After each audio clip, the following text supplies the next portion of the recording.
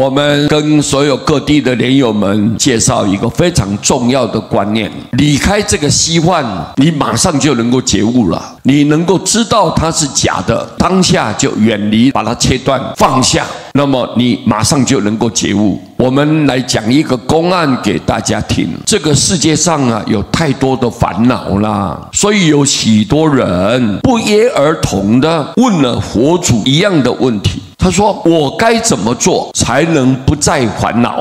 佛祖呢给的答案都相同啊，只要放下，你就能不再烦恼。那么有一个自以为很聪明的人，他很不服气，就专程去找佛祖啊，很挑衅的就问佛祖说：“世间上有千千万万的人，就有千千万万种烦恼，但是你给他们的解决方式都完全相同，那岂不是太可笑了吗？”佛祖没有生气哦，只是反问这个男孩子：“你晚上睡觉的时候会做梦吗？”这个男孩子就说：“当然会啊。”那么你每天晚上做的梦都是一样的吗？这个男孩子回答说：“当然是不一样的啊。”佛祖就问了：“你睡了千千万万次，就做了千千万万个梦。”佛祖接着微笑地说：“但是要结束这个梦的方法却都是一样的，那就是你醒过来，梦就远离了。”这个男孩子听了佛祖的回答，哑口无言了。人生呢，我们有太多的包袱，有人选择一一的扛在肩膀上，让自己被压得透不过气来啊。有的人呢，就选择很潇洒的放下他们，过着很幸福自在的生活。所有我们聪明的莲友们，我们绝对不愿意选择扛在肩膀上吧，各位，对吗？但是我们要真正做到放下，是非常不容易的事情。一般人呢，有了功名就对功名放不下，有了金钱就对金钱放不下，有了爱情就对爱情放不下，有了事业就对事业放不下。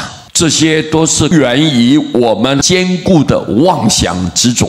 所以佛陀当年呢，在阅读民心而悟道的时候，他就叹了一口气说：“奇哉，奇哉呀！”就是这么神奇，这么神奇。一切众生皆具有如来智慧德相，只因为妄想执着而不能证得。所以一旦我们觉醒了，你便能息下这一切的妄念，彻底的看见宇宙人生的真理，方知道烦恼实在是虚幻的东西，它是不真实的。所以《圆觉经》里面告诉我们：知幻即离呀。你知道这个是假的，你就能离开，不假方便，不需要用什么办法的。离幻即觉，离开了这个虚幻的东西，马上就能觉悟，你的智慧就增长。不是一步一步的，不是慢慢逐渐的离开，不是你知道是假的，你当下就放下，那你就觉悟了。所以我们知道外在的一切都是虚幻不实，都是尘住意昧。所以我们要赶紧回过头来，一心念佛，好好的祈求佛光来普照，我们的心性自然能够平静下来，安心的用功办道，